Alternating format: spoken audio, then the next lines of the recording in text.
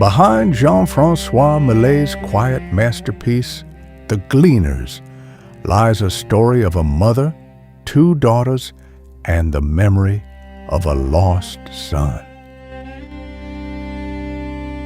The sun hung low over the dry fields of Barbizon, baking the wheat stubble into sharp, golden needles.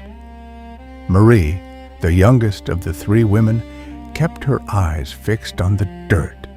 Her fingers, stained dark with soil, parted the dry stalks with a frantic, trembling rhythm. "You are falling behind, Marie," her elder sister Catherine whispered without raising her head. "The overseer's horse is moving toward the eastern gate. When he locks the fences, we must be gone." "I am looking," Marie choked out. "I am looking, Catherine." In the middle stood their mother, Louise. Her spine had been shaped by 60 years of labor into a permanent arch. She stopped her slow, methodical bending and looked at her youngest daughter. "It was here?" "Yesterday," Marie said, a tear cutting a clean trail through the dust on her cheek. "When we helped load the landlord's third wagon. The chain was thin. It must have snapped when I lifted the bale. I lost it, Mother. It is all I have left of little Jean." "It is only a piece of brass," Catherine muttered, though her hand slowed. "We cannot eat brass, and we have no bread for Sunday." "His hair is still inside," Marie whispered. Louise did not offer empty words of comfort.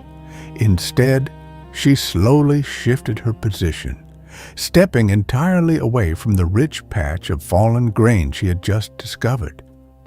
"Catherine," Louise said softly, "form a line. Spread out 5 paces." Catherine opened her mouth to argue, looking at her dwindling apron. But Louise looked back at the earth. "Bread is eaten and forgotten," Louise said. "We search." For an hour, as the shadows stretched long and purple across the plain, the three women moved side by side. They ignored the stray ears of wheat that brushed against their boots.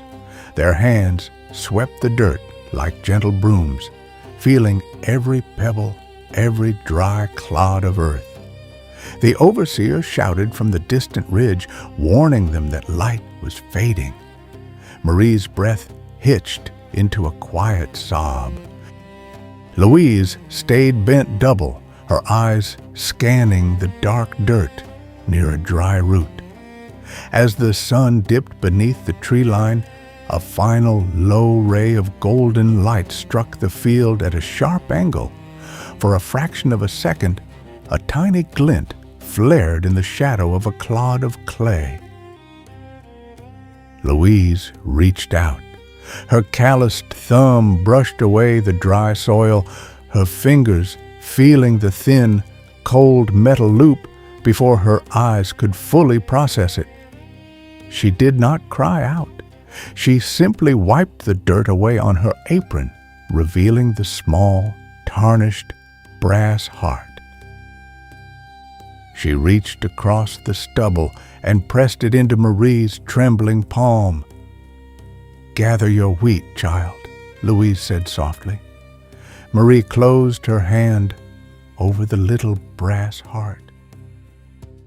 Without a word, Catherine stepped into the patch of grain their mother had abandoned an hour ago. Silently bending double, Catherine began gathering the heavy fallen ears of wheat Louise had ignored during the search, placing them neatly into her mother's empty apron. "The sun is setting," Louise said.